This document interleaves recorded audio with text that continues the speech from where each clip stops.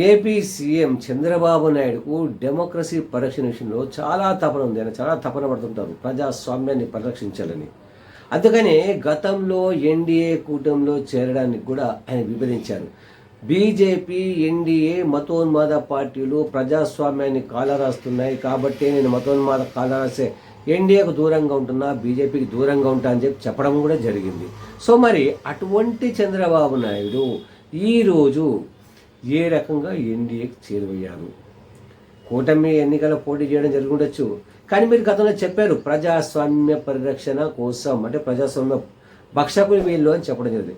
మరి అటువంటి మతోన్మాద పార్టీతో మీరు చట్టపట్టం ఎట్లా చేస్తారు?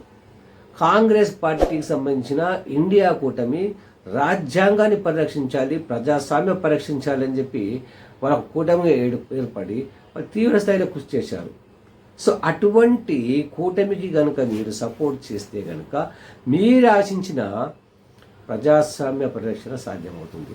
గతంలో మీరు ఇండియా కూటమిని కాదు సార్, మీరు ఇండియా కూటమిని తిట్టడం జరిగింది. అట్లాగే అమిత్ షా కూడా మిమ్మల్ని ఏ రకంగా మాట్లాడో తెలుసు, మిమ్మల్ని చాలా దూషించారు. మరోపక్క రాష్ట్ర విభజన తర్వాత అమరావతిని రాజధానిగా చేస్తూ మీరు ప్రారంభోత్సవానికి శంకుస్థాపన కోసం ప్రధాని నరేంద్ర మోడీని పిలవడం జరిగింది, ఆహ్వానించారు. నరేంద్ర మోడీ రావడం జరిగింది. మరి ఆయన గంగాజలం అని చెప్తే అవ్వడం జరిగింది తప్ప రూపాయి కూడా హెల్ప్ చేయలేదు. స్పెషల్ స్టేటస్ ఉంది, స్పెషల్ స్టేటస్ కూడా గత ప్రభుత్వం కాంగ్రెస్ ప్రభుత్వం ఇస్తామని చెప్పింది.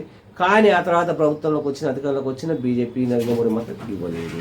సో మీ 5 ఏళ్ల పాలనలోనే కావచ్చు, ఆ తర్వాత వైఎస్ఆర్ జగన్మోహన్ రెడ్డి పాలన కావచ్చు, ఇంతవరకు 1 రూపాయి కూడా ఇవ్వలేదు.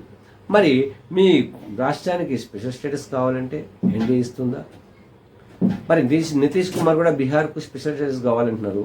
ఆయన కావచ్చు, మీరు కావచ్చు, మీ రాష్ట్రాలకు స్పెషల్ స్టేటస్ కావాలన్నా, ప్రజాస్వామ్య విలువలు పరిరక్షించాలన్నా మీరు ఇండియా కూడా సపోర్ట్ చేస్తేనే సాధ్యమవుతుంది. అంతే తప్ప మతోన్మాద పార్టీలకు సపోర్ట్ చేస్తే ఈ దేశం మత కలహాలతో కొట్టుమిట్టాడుతుంది, అశాంతి అల్లకల్లోలం పెరిగిపోతాయి.